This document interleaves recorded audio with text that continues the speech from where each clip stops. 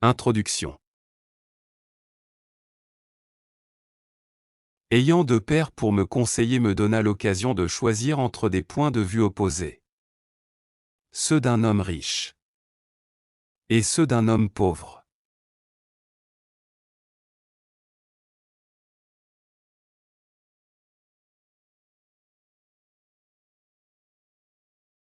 J'ai eu deux pères, l'un riche et l'autre pauvre.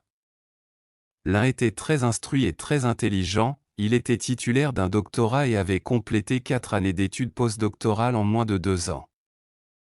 Il fréquenta ensuite l'université Stanford, l'université de Chicago et l'université Northwestern pour y faire d'autres études supérieures entièrement défrayées grâce aux bourses qu'il mérita.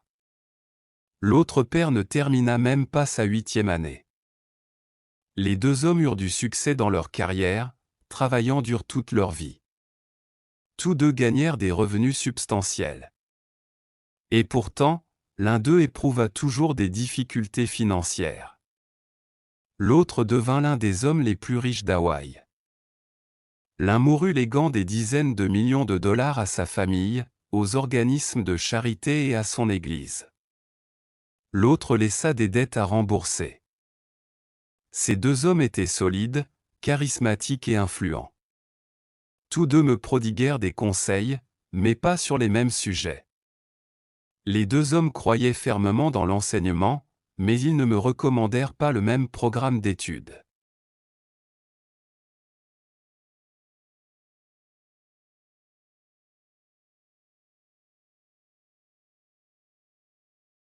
Si j'avais eu un seul père, il m'aurait fallu accepter ou rejeter ses conseils. Ayant deux pères pour me conseiller me donna l'occasion de choisir entre des points de vue opposés, ceux d'un homme riche et ceux d'un homme pauvre. Au lieu de simplement accepter ou rejeter les points de vue de l'un ou de l'autre, je me suis retrouvé à réfléchir davantage, à comparer, puis, à choisir par moi-même. Il y avait pourtant un petit problème, l'homme riche n'était pas encore riche et l'homme pauvre ne l'était pas encore devenu. Tous deux venaient tout juste d'entreprendre leur carrière et tous deux éprouvaient de la difficulté avec les questions familiales et monétaires. Mais ils avaient des opinions très différentes en ce qui a trait à l'argent. Par exemple, l'un de mes pères disait « L'amour de l'argent est la racine de tous les maux ». L'autre affirmait sans l'ombre d'un doute « Le manque d'argent est la racine de tous les maux ».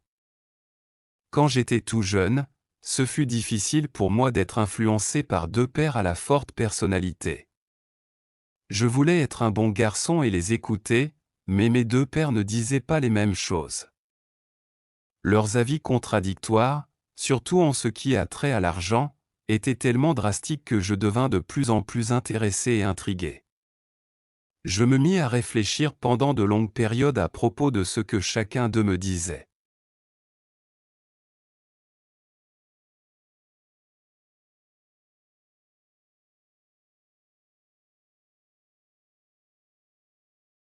Mes deux pères avaient deux manières de penser opposées et cela se reflétait dans leur façon d'aborder la réalité.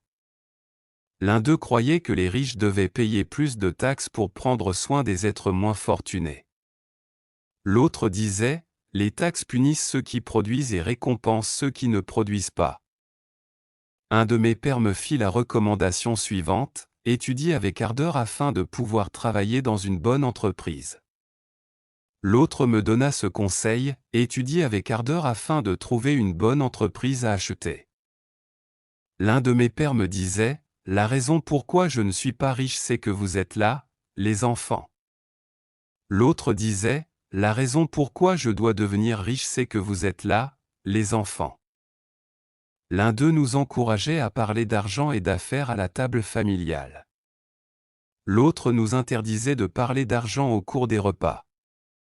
L'un disait, quand il s'agit d'argent, ne joue pas avec le feu, ne prends pas de risques. L'autre affirmait, apprends à gérer les risques. L'un croyait, notre maison est notre investissement le plus important, notre plus grand actif. L'autre croyait, ma maison est un passif, et si votre maison est votre investissement le plus important, vous êtes en difficulté.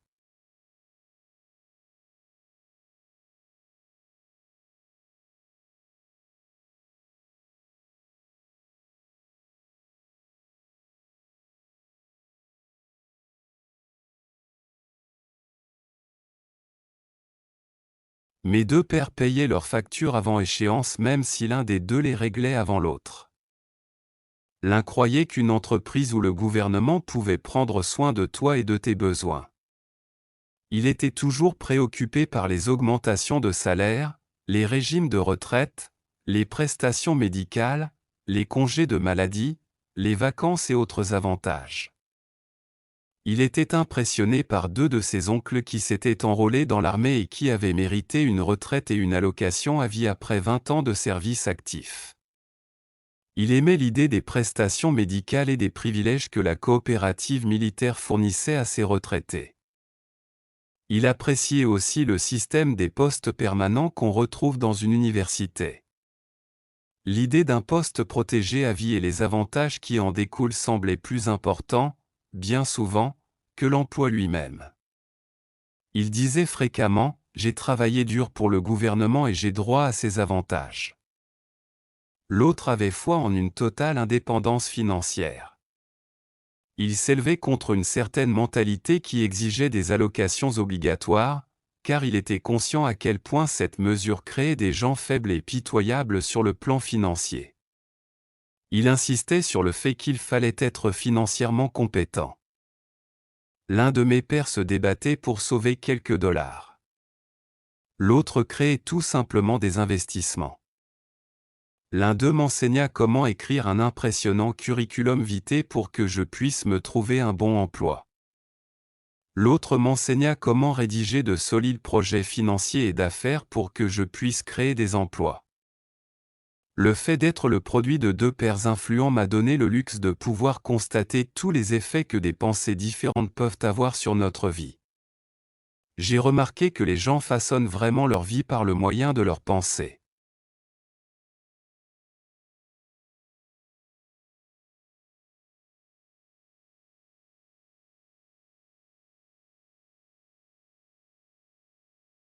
Par exemple, mon père pauvre disait toujours « Je ne serai jamais riche ». Et cette prophétie se réalisa.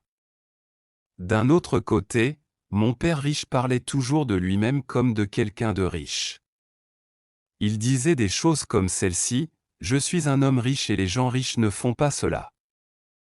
Même quand il fut fauché comme les blés après un désastre financier majeur, il continua de se considérer comme un homme riche. Il se justifiait lui-même en disant « Il existe une différence entre être pauvre et être sans le sou. Quand on est pauvre c'est pour toujours, être sans le sou c'est temporaire. » Mon père pauvre disait « Je ne suis pas intéressé par l'argent » ou « L'argent m'importe peu. » Mon père riche disait « L'argent c'est le pouvoir. » Donc, la puissance de nos pensées ne pourra peut-être jamais être mesurée ou estimée à sa juste valeur, mais il devint évident pour moi, alors que j'étais encore tout jeune, qu'il me fallait prendre conscience de mes pensées et de ma façon de m'exprimer. Je constatais que mon père pauvre était pauvre non pas à cause du salaire qu'il gagnait qui était loin d'être négligeable mais à cause de ses pensées et de ses actions. Encore jeune garçon, avec deux pères, je devins extrêmement conscient qu'il me fallait être prudent quant aux pensées que j'allais choisir d'adopter comme miennes.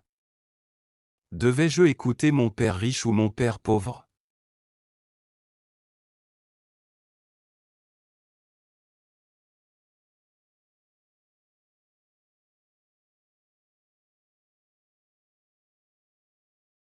À l'âge de 9 ans, je décidai d'écouter et d'apprendre tout ce que père riche avait à dire à propos de l'argent. En agissant ainsi, je choisis de ne pas écouter mon père pauvre, même si c'était lui qui détenait tous les diplômes. Quand j'eus décidé lequel de mes deux pères je devais écouter, mon éducation concernant l'argent commença. Mon père riche me prodigua son enseignement pendant 30 ans, jusqu'à ce que j'atteigne l'âge de 39 ans. Il cessa de m'enseigner après avoir réalisé que je connaissais et comprenais à fond ce qu'il avait essayé d'enfoncer dans mon crâne bien souvent borné. L'argent est une forme de pouvoir. Mais l'éducation financière est plus puissante encore. L'argent va et vient, mais si on vous enseigne le fonctionnement de l'argent, vous acquérez du pouvoir face à l'argent et vous pouvez alors commencer à créer de la richesse. La raison pourquoi la pensée positive ne peut pas à elle seule donner les résultats voulus est que la plupart des gens ont fréquenté l'école et n'y ont jamais appris les rudiments de l'argent. Voilà pourquoi ils passent leur vie à travailler pour de l'argent.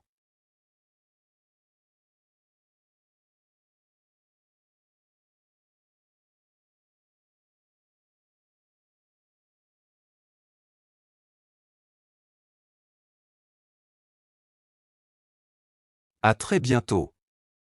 N'oubliez pas de vous abonner à la chaîne pour ne pas manquer nos prochaines vidéos linguistiques et culturelles. Si cette vidéo vous a été utile, n'hésitez pas à partager vos impressions dans les commentaires. Merci de votre soutien et de votre intérêt pour le français. Ensemble, explorons les merveilles de cette belle langue.